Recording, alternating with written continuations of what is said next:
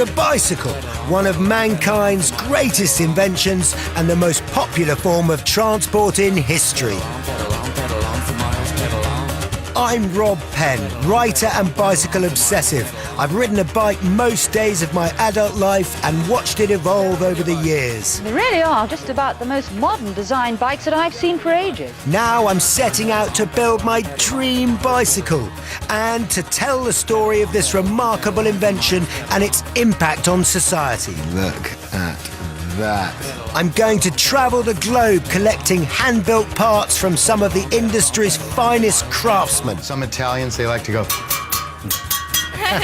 Where am I going to draw this? I'll be meeting some fellow bike fanatics.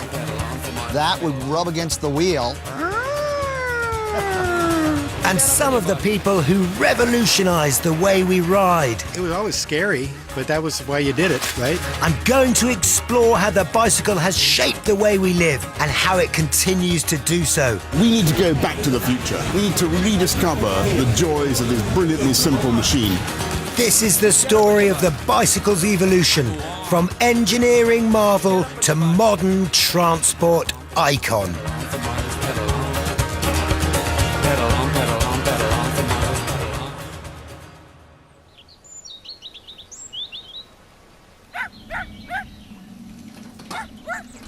I've always been fascinated by the bicycle because for me it offers so much. I ride a bike to get to work, I ride a bike for work, I ride a bike to keep fit, I ride a bike to go shopping, I ride a bike to stay sane, I ride a bike to see my boys smile. I've owned 18 different bikes. My first proper bike was a Rally Tomahawk, the diminutive version of the infamous Chopper. Then I graduated to a purple Rally Hustler, my pride and joy for the summer of '76, and the first in a succession of races. This is my slightly strange bike collection. The old mountain bike, a bit of a restoration project going on here. The new mountain bike, which is a rather lovely bike, perfect for the trails around here. The old racer, road racer again, bit of a work in progress. I'll have it fit for next winter. And the new racer, which is a rather lovely Italian frame. And that's rather nice. Dogs, out, out, go on, out. The bicycle has transformed my life as much as it's transformed society. In my late 20s, I abandoned a career as a solicitor, swapped my pinstripe suit for Lycra shorts, and spent 3 years pedalling 40,000 kilometres around the planet. My old round-the-world bike, Manannan, as it's called, which I cycled 24,500 miles on over 3 years. You know, the bike's got memories. I can't really bring myself to throw it away, so it sits in the corner. None of these bikes reflect my lifelong passion for cycling. I want a new bike, a bike that I'll ride every day for the rest of my life. Now, obviously, you can go down the bike shop or go on the internet and buy a new bicycle, and I could be riding, over the hill there tomorrow on a fantastic new carbon frame race bike, but that's not right. I don't want that. So I want a special bike, and I want a bike which I'm going to design and commission myself, and then I'm going to go around the world looking for the perfect parts. The perfect parts for that bicycle, not the most expensive, not the lightest, but the parts which match my bicycle. And that will be a bike which I ride off into the sunset in. It'll see me out of cycling. I'm only going to spend this kind of money on a bicycle once, so I want to do it and get the best. I want to get my dream bike, basically. My journey begins in Stoke-on-Trent. I've come to Rourke Cycles, where I'll be having my steel frame hand-built. Jason Rourke is one of the UK's top frame builders, making 5 bespoke bikes a week. It's like watching an alchemist at work, using gas and liquid metal to bring the bicycle to life.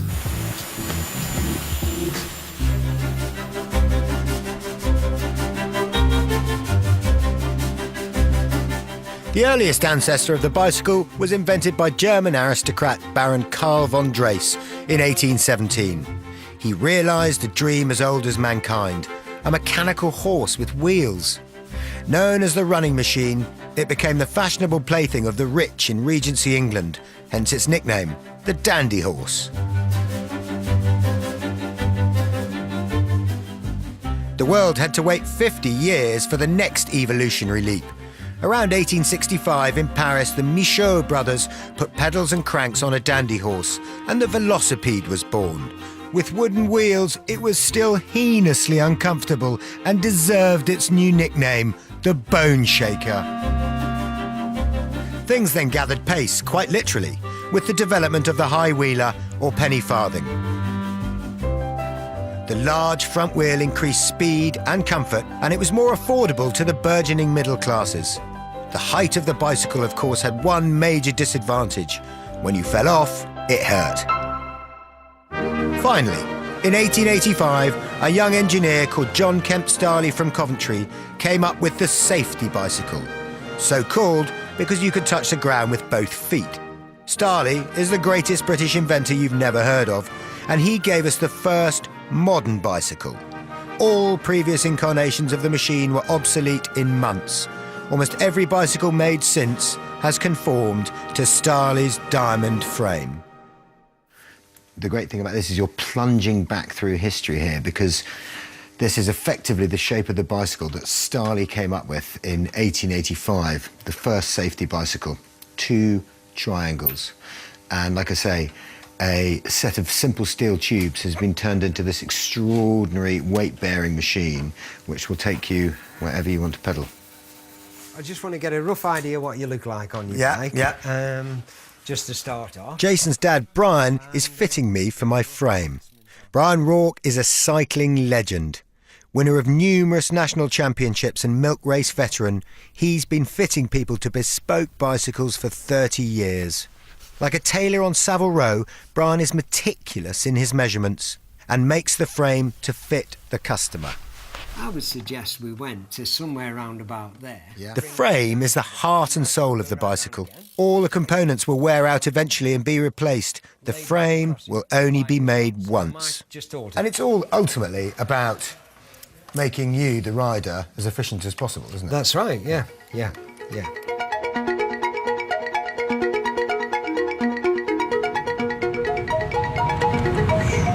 The car just came past us like the Flying Scotsman at full steam. Goodness knows how fast he was going. I mean, we're doing a ton, so he must have been going about 130. That's miles per hour, not kilometres per hour.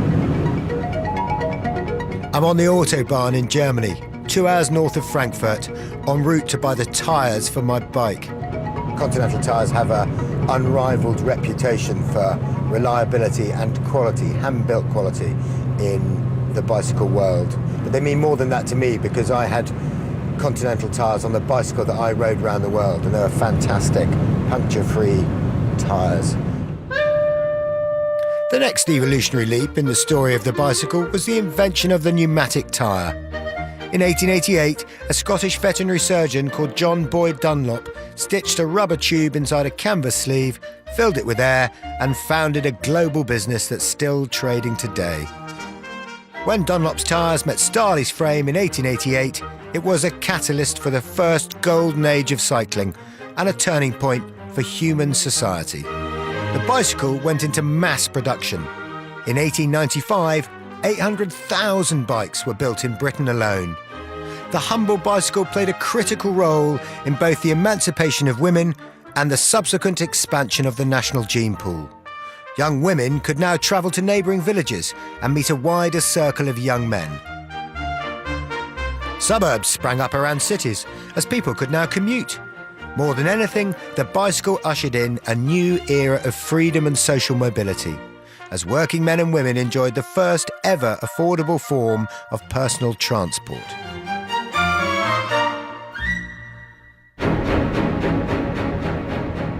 Continental is a global giant in tyre manufacturing. Though their main business is now automobiles, they've been making bicycle tyres since 1892. Almost definitely, we've only been here for about 15 minutes, but the noise and the heat and the smell, very intense, and you really get a sense of some heavy manufacturing going on here. It's like being in the bowels of a Victorian steamship or something. The raw rubber is mixed with a cocktail of chemicals, heated up and melded with vast rolls of nylon to form the basic casing material. It's threaded with cotton to allow air bubbles to escape and then wound onto giant rolls and carried upstairs. Brilliant. Okay, here we go.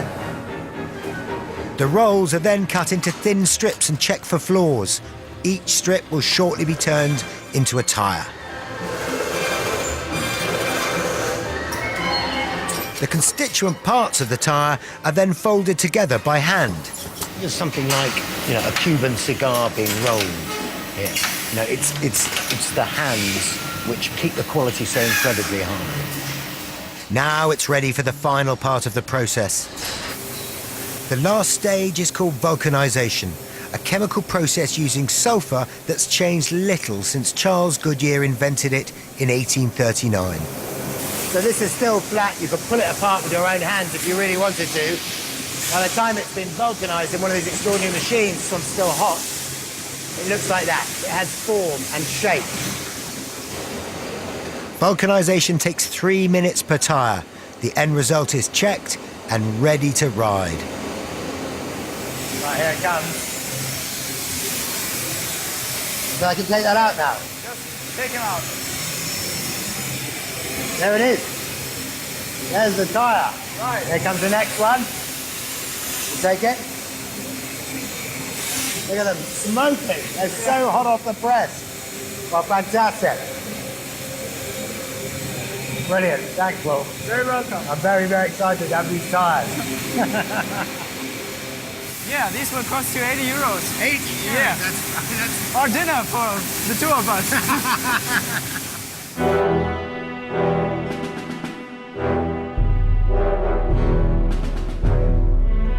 At the outbreak of the First World War, Britain led the world in bike manufacturing, and the bicycle led the world in technological advancement.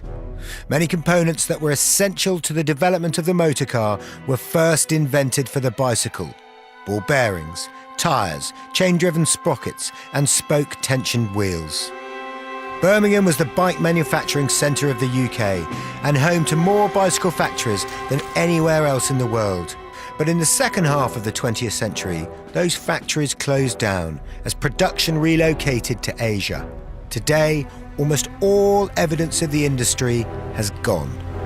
This is the Birmingham Navigation Canals. This place would have been alive with small workshops making bicycle components and bicycles. There would have been hundreds of them. And now they've all gone, with the exception of one. I've come to Brooks to buy my saddle. Brooks have been in business in Birmingham since 1866. They've been present throughout the entire history of the modern bicycle. Hi there. Hello. Looking for Mr. Green. You find him. Mr. Green. Hello. How do you do? Robert Penn. Hello, Rob. Lovely to meet you. Following the death of his horse in 1878, the company's founder, John Boltby Brooks, borrowed a bicycle to commute to work. He found the wooden saddle so uncomfortable, he decided to make one for himself, in leather. The manufacturing process has changed little in over a century. Today, the company makes 150,000 saddles a year. Some of the models are identical to those of the 1890s. One of the fantastic things about the products that they make here is that they don't deteriorate with age, they get better with age. So you buy a Brooks saddle and you take it away and you ride it, and every year you own it, it improves. Demand for Brooks saddles has soared 300% in 6 years. Clearly, people want parts that are made to last. The leather comes from British cows and is processed in Belgium to meet Brooks' exacting standards. The first step, much like cutting pastry, is to cut out the basic leather shape. These are immersed in tepid water for an hour to soften them up. Now that they're wet and they're pliable, we can start to make the correct shape. Pure pressure, bring down the presses, and it can be converted from one flat piece into the first shape like so. That's the start, isn't That's the start. That's what we call a block top.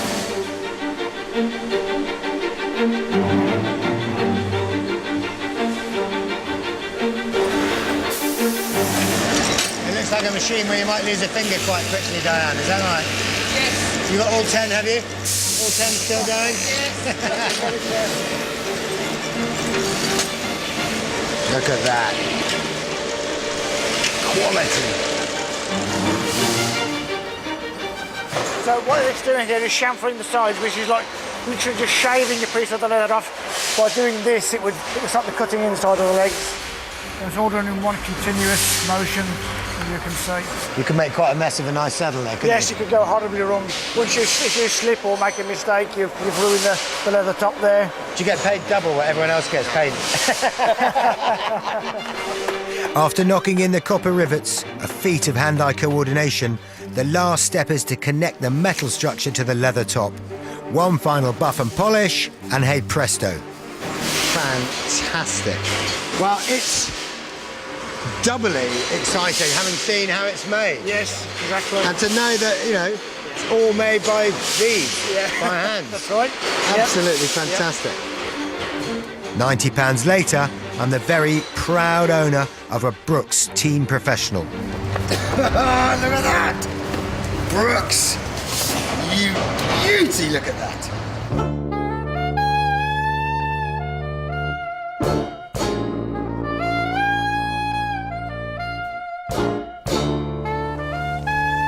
The golden age of the bicycle ended abruptly in America when the Model T Ford went into mass production in 1908. The love affair with the car had begun, and the bicycle was left out to rust until its revival in the 70s. But it seems that whenever it dies in one place, the bike comes back stronger somewhere else. In Europe, bicycle racing took off, becoming a hugely popular and glamorous sport. The Tour de France was first staged in 1903, followed by the Giro d'Italia in 1909. Like today's footballers, cyclists were the celebrities of the day, and their private lives no less scrutinised. Speed was the currency, and a new generation of racing bikes evolved that took men faster and further than ever before.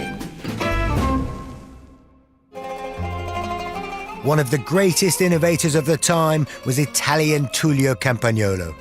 More than anyone, he's responsible for the makeup of the modern racing bike.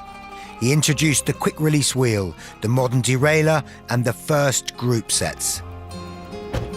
I've come to Vicenza in northern Italy to visit Campag's HQ. Buongiorno. We've come to meet Levi Piazza. Larry Piazza. Yeah. You asked? Yeah, Robert Penn. Yeah, yes. He knows we're coming. Thank you. I've got my saddle and tyres. Now I need some gears, brakes, cranks and sprockets, known as the group set. Campagnolo are world-renowned for their high-quality precision componentry. With global bike sales rocketing, the industry is more cutthroat than ever. Campag are keen to protect the secrets of their success and won't let us film the manufacturing process. And you can sort of understand why, you know, it's incredibly competitive business. A business which is dominated by one large Japanese company, and they're probably constantly under threat from them and constantly paranoid. So you can sort of understand why they're not going to let us in. As we've come all this way to buy my group set, I pleaded to be allowed in, and I was granted a brief interview with the head of marketing. Shall I sit here? Yeah. Will you come next to me here? Yeah. Great. God, I feel like I'm the MD at the end of the table. One of the questions I'm behest to ask is, we've been to quite a lot of factories, and some of them have been reluctant to let us in, but most of them have, in the end, let us in. But here, you know, you're not going to let us in, and so I have to ask why. We own many patents. Yeah. And it's important to understand that the bicycling business owns a lot of technology. Yeah. There's a certain jealousy in keeping this know-how a bit secret. Within these walls. Yes, within these walls. Finally, it's time to collect a record group set, the top of the range. Lovely looking things, aren't they? It's not cheap, 1,800 euros, but these exquisitely crafted components are like the jewellery for my bike. It's like Christmas, isn't it? Yeah. Great. Levi, thank you. Fantastic. It's been a great pleasure. Okay. And been lovely to meet you. I leave Campag a lot poorer, but happy. Radio Italia anni 60. Ricordi, musica, canzoni ed emozioni. Questo è perché non mi aiuti mai. Questo è perché dimentichi il mio compleanno. I'm on my way to the Cinelli factory in Milan, another name synonymous with excellence in Italian cycling, and I'm going there to buy my handlebars. Just the name Cinelli, I couldn't really put a bike together without something with the Cinelli name on it. It's a mark of flair rather than the precision engineering that we've seen at Continental.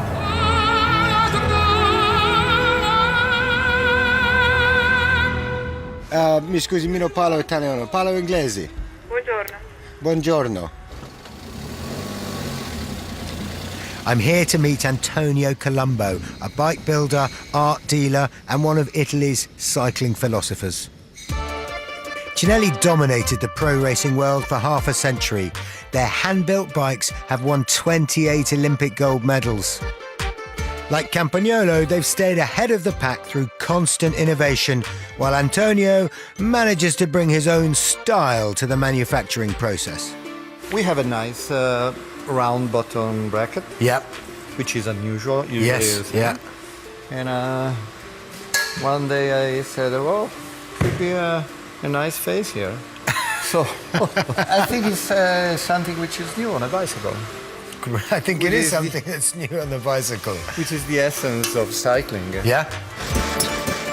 The handlebars are now made in Asia, but they're developed and tested here in Italy. I had wanted an aluminium bar, but Antonio is keen for me to go graphite. Well, I think I may have changed my mind. Of course. Yeah. Everybody's here to change mine. Well, you've convinced me that. Well, I rather like the idea of this. So it combines the classic D of the loop, which is something I wanted, and I like the way a bike looks from the side with the classic D of the handlebars. And the bicycle I'm having made is going to be, it's going to look better than I ride. Okay. You know what I mean? Everybody wants something better than what? Well, it's true. Unless you think you're perfect. No, well, I certainly don't think I'm perfect. Well, look, brilliant. So this is what I'm going to take away.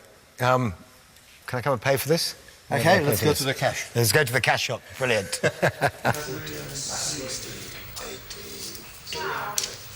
300. Okay. Brilliant. Thanks. Thank you. That's fantastic. Well, it's been a fascinating morning.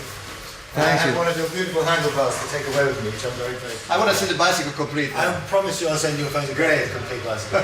Fantastic. Thank you. Ciao. Ciao.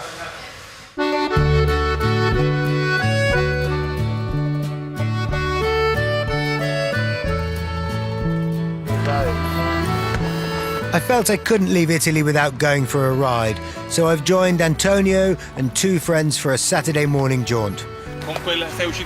Marco is a lawyer from Milan and a fellow bike obsessive. Lodovico works for Cinelli and is a typically well-turned-out Italian cyclist.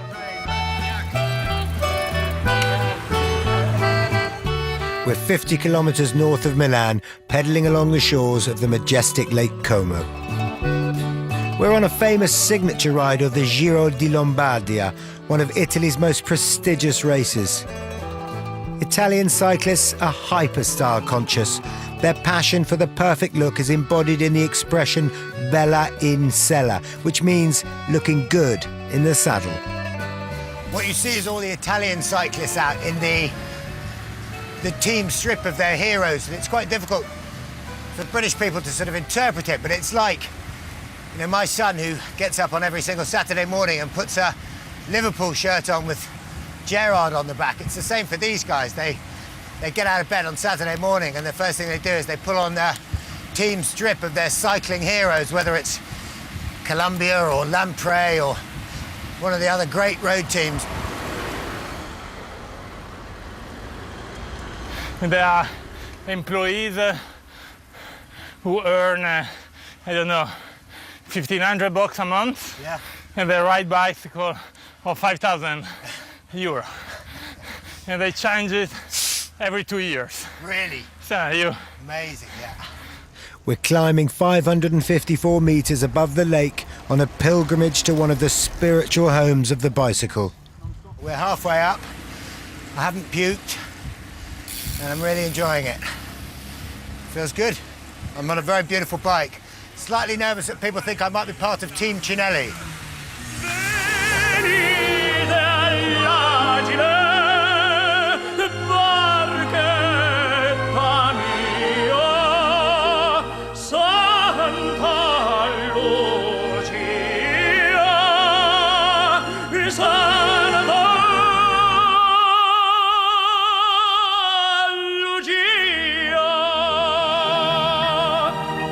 Our destination is the beautiful chapel of Madonna del Ghisallo, the patron saint of cycling. In 1949, Pope Pius XII declared Madonna del Ghisallo as the patroness of cyclists. Since then, the small chapel has become a shrine to cycling legends living and deceased. It's also a memorial to those who have fallen by the roadside. Cyclists come from all over the world to pay homage here to the bicycle and the Madonna. Very evocative looking at all the little photographs. And then there's various plaques with the names of the Italian cyclists on the wall. And it's very lovely, very lovely. It's a fantastic opportunity to come up here. So it's a bit of a pilgrimage, you know, in the middle of our journey to put my perfect bike together. I feel we want to come here and pay respect to Madonna del Ghisallo. And then maybe the patron saint of cyclists will look out for me in the future.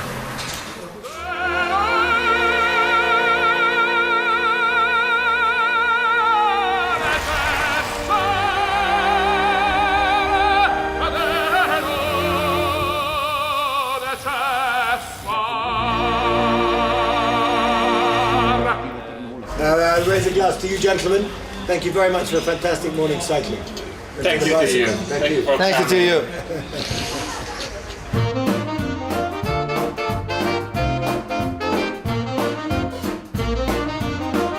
A second golden age of bicycle production followed the Second World War. Bells on bikes ring in dual fashions which enable you to dive out of the saddle and into the sea. In fact, a costume for the bike or the beach. And this is the modern girl's answer to an old problem, a bicycle dress made in two, no more flapping shirt tails. When times are hard, people turn to the bicycle. Petrol rationing and post-war poverty led to a boom in leisure bike sales. On the continent, they were still obsessed with racing and its glamorous icons. In the UK, the fashion was for cycle touring. Britain's roads were cluttered with people clutching maps and thermoses as a hosteling craze swept the nation. In the 1970s, the bicycle evolved again for a new market as a child's plaything. Most famously, Raleigh came up with the Chopper. They really are very modern bikes indeed. I think they're just about the most modern designed bikes that I've seen for ages. They remind me of those American dragster racing bikes because the front wheel is much smaller than the back wheel and the rider sits right at the back end here with these high roll bars behind him. It looks extremely sporting. Fun and fashionable as it was, the Chopper sounded the death knell for the bicycle in the UK. Some say it put a generation off cycling. The small front wheel and the tall handlebars made it almost unrideable. Raleigh tinkered with Starley's frame, and it didn't work. The bicycle was on its knees. Everyone now wanted a car. But what happened next was truly remarkable. It was saved by a bunch of hippies having fun.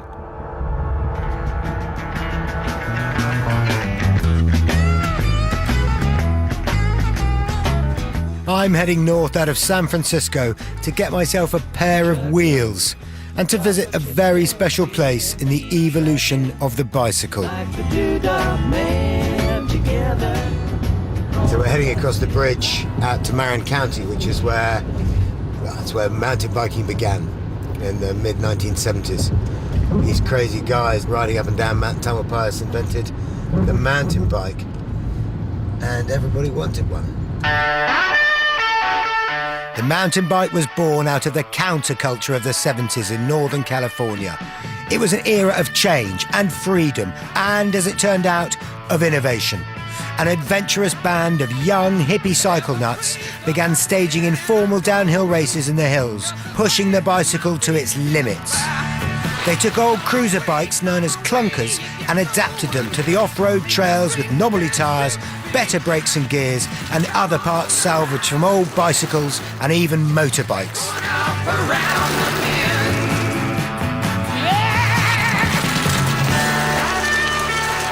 It was always scary, but that was why you did it, right? I mean, if it was safe, it wouldn't be fun.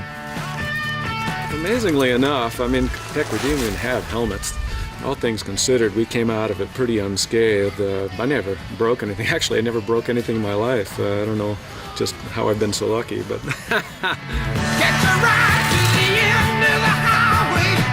The original downhill racecourse is known as Repack, so called because by the time the riders got to the bottom, the bearings in their brake hubs were so hot the grease literally boiled away, and they had to be repacked.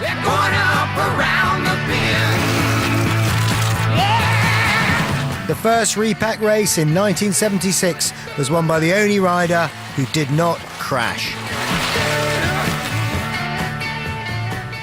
I've come for a ride with Charlie, Kelly and Joe Breeze. If Repack was the birthplace of the mountain bike, Charlie and Joe were the midwives. This turn here is rudely off camber. Yeah. I mean, and very slippery. You're coming into this turn, your foot's down over here, right? And your other foot's on the pedal. And if you're really good, there are no hands on the brakes. Charlie and Joe are on a trip up memory lane and still proudly bear the scars 30 years on. Okay, right hand, left hand. Notice the large deformity. Happened up there. And that was what, hand on the ground? No, that was everything on the ground, and that was hitting very, very hard and laying there for a while because I didn't want to discover what was broken right away, and then realizing if I don't move, somebody's going to ride right over me, so I better, and it turned out that not too much was broken, at least no more than that. This would be my tree right here. I can demonstrate, perhaps, if I can get the right aspect here. It wasn't too Whoops. Bad. But here's the thing. When Joe Breeze hits something or goes down really hard, he'll say, "Oh dear." Here's a man that has never used profanity, and not in my presence anyway. And if he says, "Oh dear," it means it hurts. Oh my goodness.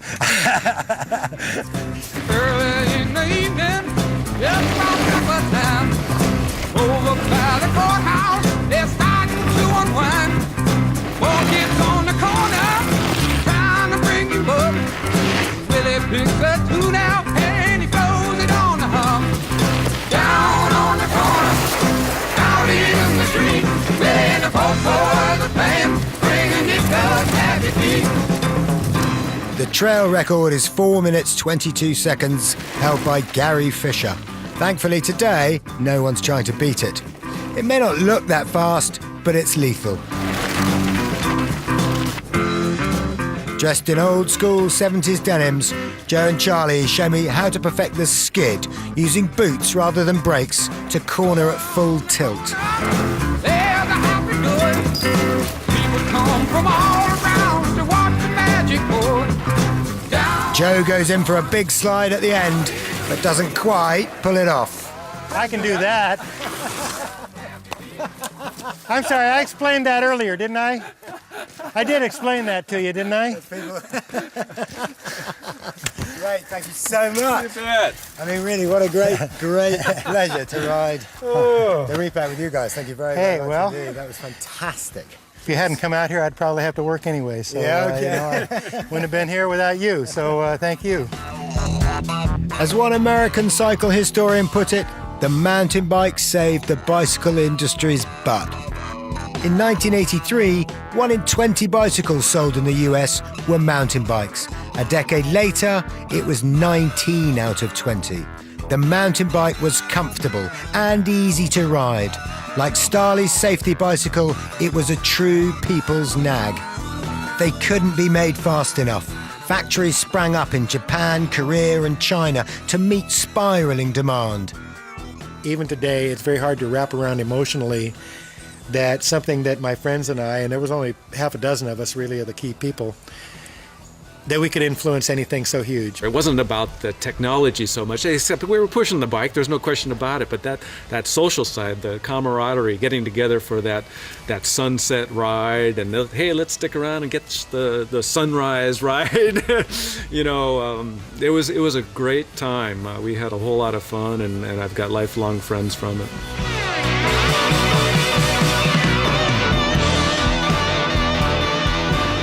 The town of Fairfax in Marin County is now world famous as the birthplace of the mountain bike. It's also home to another bike legend called Steve Gravy Gravenites, who's going to make my hoops. Hey, Rob. Hi, Rob. How Thanks you for doing? making the trip. Oh, very good to be here. Very good to be in Fairfax. I'm doing awesome. Well, welcome to the shop. Fantastic. Gravy has been making wheels for 30 years. He earned his spurs on the pro circuit, travelling the globe as a wrench or mechanic for the world's top mountain bike teams.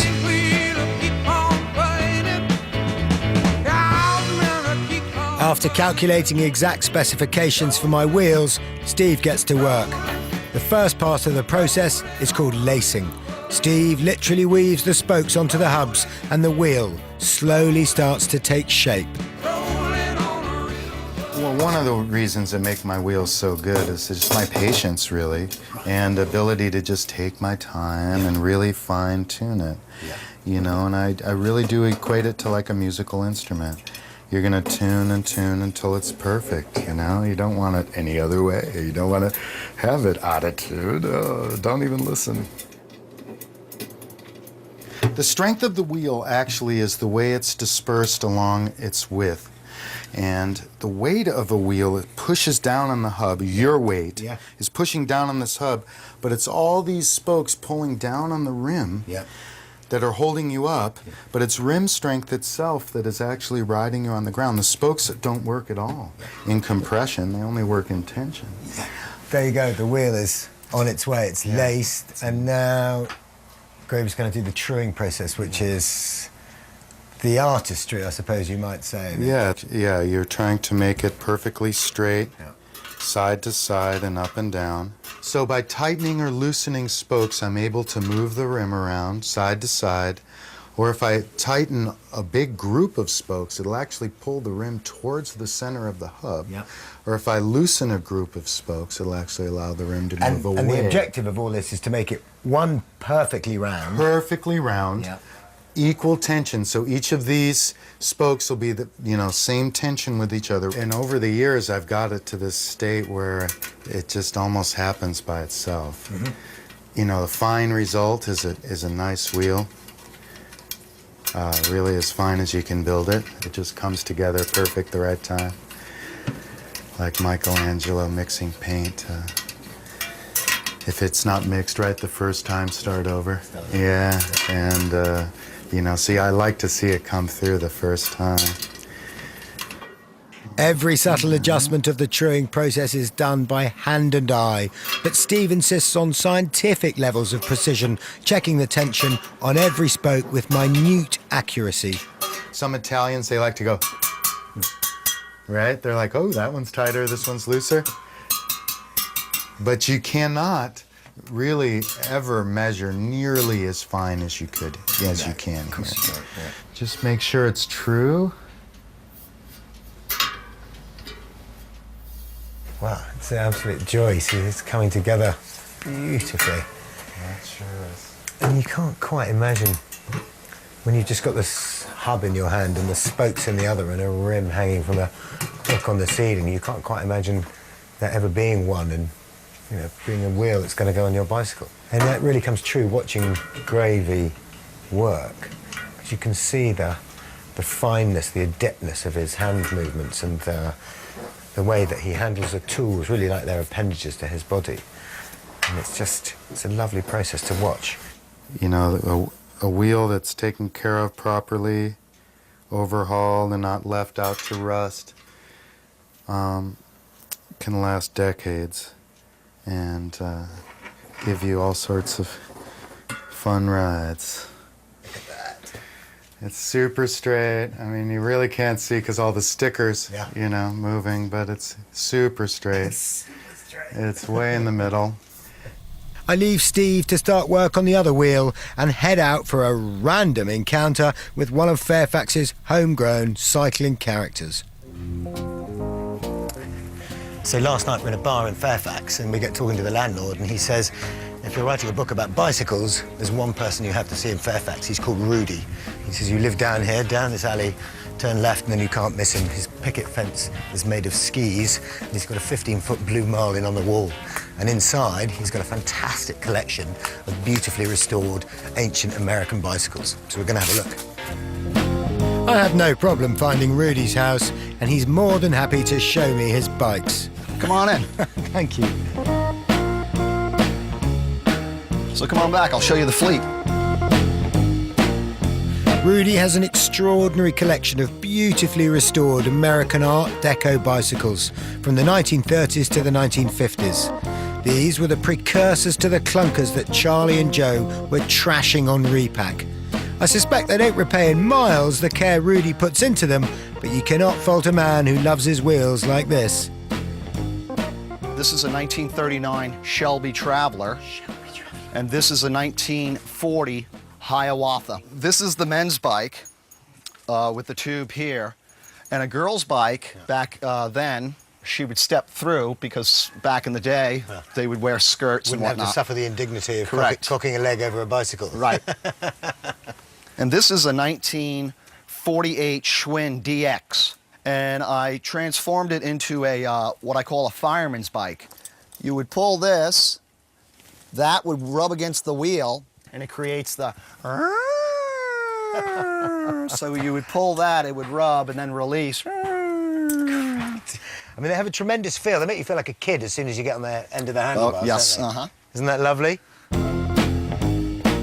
What I really like about bicycles, the way the rack's designed, the way the lines flow, the color patterns, the horns, you know, and it's just, I'm just intrigued. And once I'm done with this particular bike, it goes back with the rest, and I'll start yet another one. It's my quiet time. Good. And it's just a pleasure to, you know, when I snap the tank together, and you just get that feeling, and then like, okay, I want to do another section, but then it's back to the patience part of it when you're building.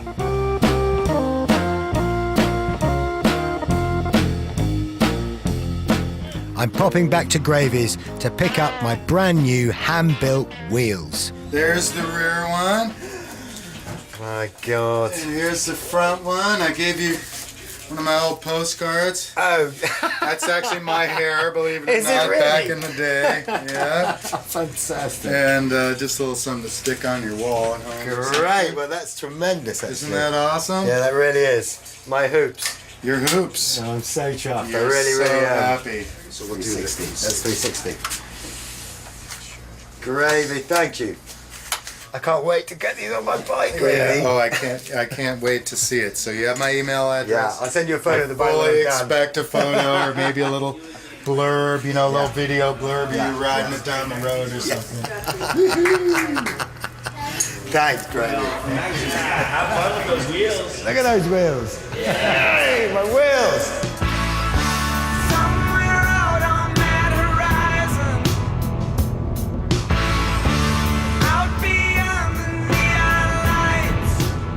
I think there is definitely a return to craftsmanship. People are looking for engineering excellence, and they're looking for components which have longevity and durability. And I can see that in all the component manufacturers that I'm talking to. They're incredibly busy. Their order books are full. You can probably relate that to the renaissance in quality bicycles.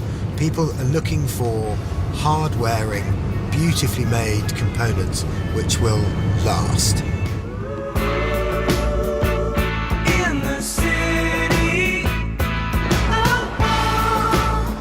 I've travelled 600 miles north of San Francisco to the city of Portland, Oregon. Straight away I feel at home here. It's the most bike-friendly city in America. The city authority has invested over $100 million in bike infrastructure over 10 years, adding 200 miles of cycle lanes. The people of Portland now make more bike journeys per capita than any major city in the US. A cycling revolution is quietly taking place here, and it's cause for optimism. I've come for a coffee with Slate Olsen, who works for a bike clothing company and is heavily involved in the Portland cycling scene. He believes whenever the world is in crisis, the bicycle shows its face. What we've seen is, especially with sort of gas prices last year, really kind of bringing to consciousness the idea of a different mode of transportation. Average people, normal people, they've left the car and they've started to get around by bike just because they realize how simple it is. They say that recession or rationing are the two surefire ways to get the bicycle industry moving. It's, we've really seen it, right? It's a lot of people have lost their jobs or otherwise just looking to be smart about how they're spending the money. Well, the easy ways to do that are car insurance, gas, and all of that. And because Portland's such an easy town to get around, and there's such a culture, and there's bike corrals, and there's all of this, it's really a simple way for people to be smarter about where they're spending. And so you're seeing that right, left, and center. Yeah, that's interesting back there, by the way. Sorry, I'm a bit distracted. Just jumped on top of a lamppost to have a photograph taken. Hello. I don't think that's tattoo. I think that's actually, it might be tattoo, but I think it's pin. It's all going on Mississippi, that's what I know. It turns out our tattooed lady is an art student, asking members of the public to draw on her body as part of a living art project. My hand was a bit shaky, but I couldn't resist the offer. Where am I going to draw this? Anywhere in particular? Okay, perfect. That's absolutely grand. That's going to be grand. You have to hold still. Yeah. It's perfect for Portland, yeah? Cool. Good. Yeah, have fun. Thanks very much. Be good. Well, there you go.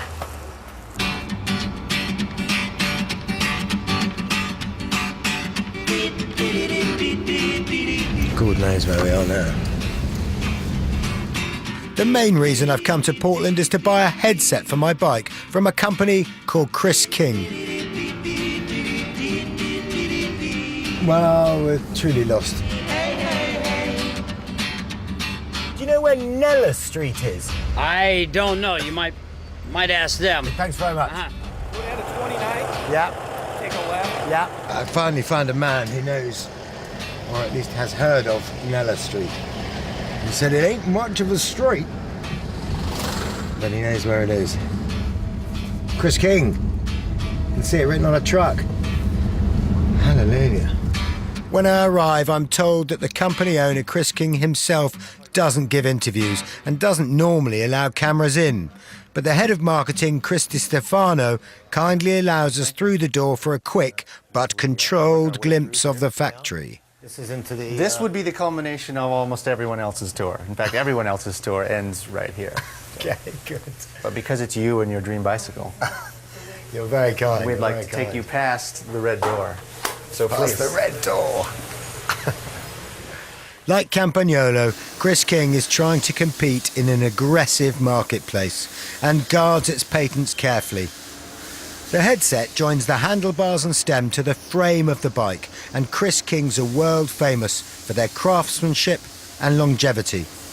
We finish our whistle-stop factory tour just in time for lunch. Come on into the cafe. Thank you very much. You're welcome. There's a very strong bike ethic at this company. Employees are actively encouraged to commute to work on 2 wheels rather than 4. One of the main ways that we promote cycling for our employees is when they ride to work, they get credit. And that credit can be used in the cafe. Okay, great. And then also 2 months out of the year, we have a bike commute challenge, where if you ride your bike to work and home every day, you get 2 extra days of paid time off. After lunch, it's time for me to collect my headset. Despite all the dazzling colours available, I plump for plain old silver, going for a touch of class. Your headset's lined up and it's going to be ready for your dream bicycle, along with all of these other headsets that are going to go on somebody's dream bicycle as well. That's it. That for me. Yeah. Thank you very much indeed. Thank you for putting that together. No problem. You're very kind. Chris. All right. I really am very, very excited to have this in my hand. Now, pack that up, fly over, and we'll do a ride here. Okay, great. Wouldn't that be lovely? I'll be back. All right, great. Thank you. Thanks. Thank Pedal on, pedal on for miles, pedal on. The city of Portland celebrates the bicycle with an annual event called the Bridge Pedal. the major bridges and the city centre are closed to cars. 18,000 people turn out on bikes in an emphatic statement of the city's commitment to two wheels.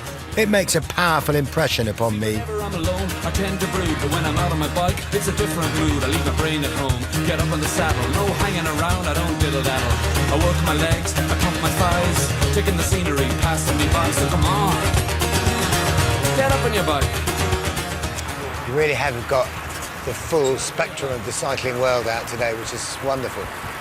Guys on their hand-built recumbents and people on some pretty obscure tandems, right the way through to kids on their bike and people who get their bike out of the garage once a year just for this.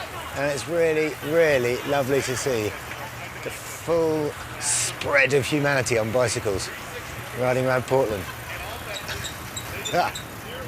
American cities are still enslaved to the automobile, but Portland is proof that if you create the right environment, people will ride bicycles. Health concerns, climate change, oil prices, these things are driving the bicycle back into public consciousness. I've got my wheels and my headset. It's time for me to leave America and head for home.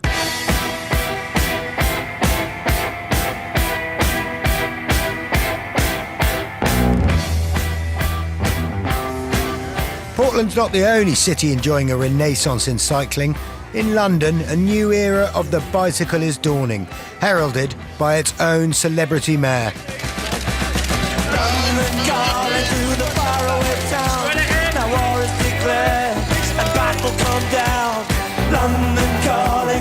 Around 50,000 Londoners have hit the streets for the Mayor of London's Sky Ride.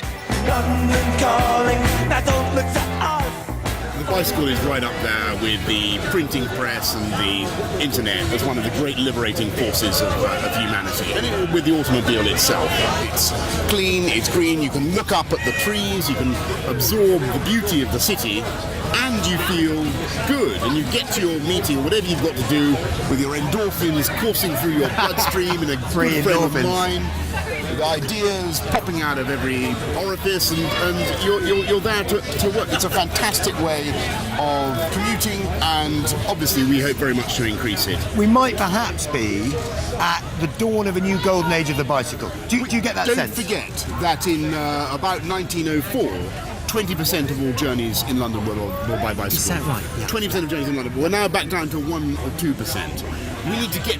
It's a fantastic. We need to go back to the future. We need to rediscover the joys of this brilliantly simple machine.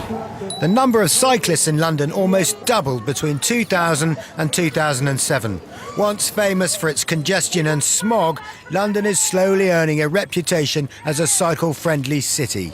What do you think about when you're riding your bicycle? Well, I think about absolutely everything. I compose poems in my head. I think about the next meeting. I have ideas. What I really feel is a sense of sympathy and sorrow for those who are stuck pointlessly on their own in motor vehicles, in traffic jams, bending their steering wheels like pretzels in frustration. Yeah. And I really urge them to get out and get on their bikes. Brilliant. Okay, love, you ready?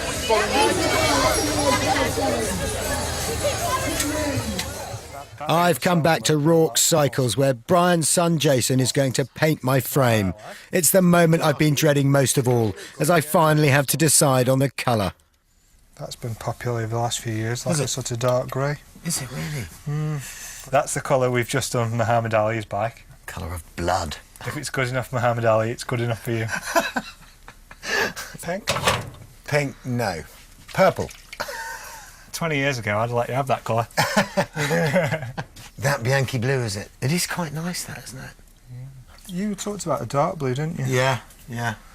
There's a dark blue. How would that go with the orange, do you think? I wouldn't go that way. We're never going to agree on this, are we? No. This is my idea of how. God, I'm great at procrastinating about which socks to put on in the morning. You know, now I've got to choose what colour my bike's going to be. Oh no, here we go. Oh, there's a few more. Where's an orange? Give me an orange. Electric orange. Electric orange, come on. Well, that's actually that, as Jeremy Clarkson calls, Asbo orange. Asbo. I have got a slightly brighter orange than that, yeah. So that would come out brighter though, would it? Yeah. After an hour of agonising deliberation, I finally make up my mind. Okay, blue and orange. Come on. I'm going for it. Let's do it before you change your mind. Hang on. I'm joking.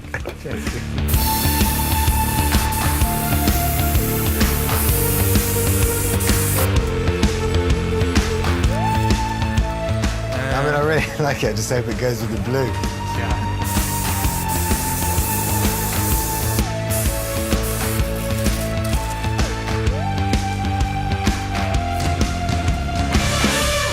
Look at that. With its final coat of lacquer, my bike is hung up to dry. At last, it's time to assemble all the parts I've collected from around the world. Brian's lead mechanic, Matt, works his magic on building the bicycle.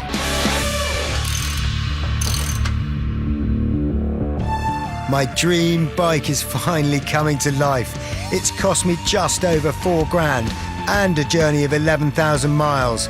It might just have the largest carbon footprint in the history of cycling, but I'm not that worried. I'll be offsetting it daily for the rest of my life.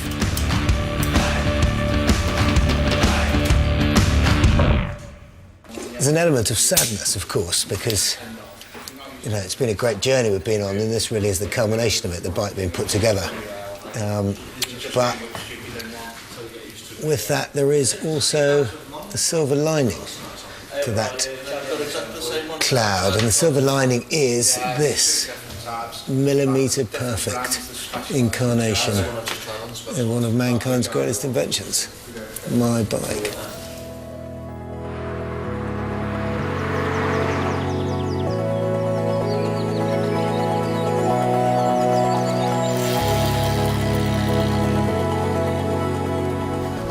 About to go on my new bike for the very, very first time.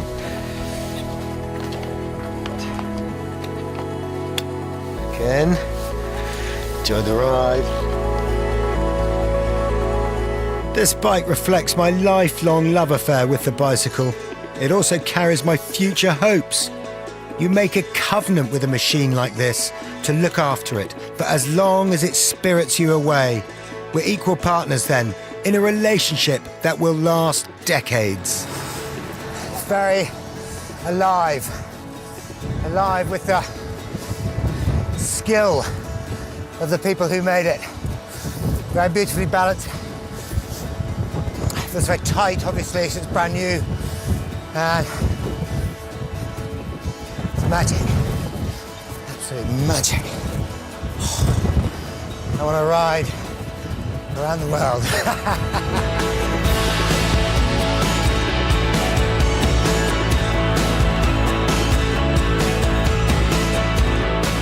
Everything I've seen on this journey suggests the bicycle is in good hands.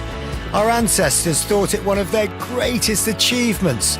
This idea is coming back into fashion, guided by craftsmen, expert engineers and innovators, and by the strong communities that exist wherever the bicycle thrives.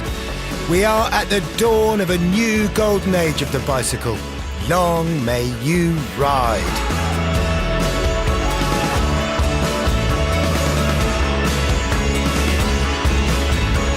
Things get a bit regal here on BBC4 this evening as we go back to the Queen's favourite residence, off to Windsor Castle next. And then more than a modern obsession with celebrity, Lucy Wesley uncovers a centuries-old interest with some tales from the royal wardrobe at 11.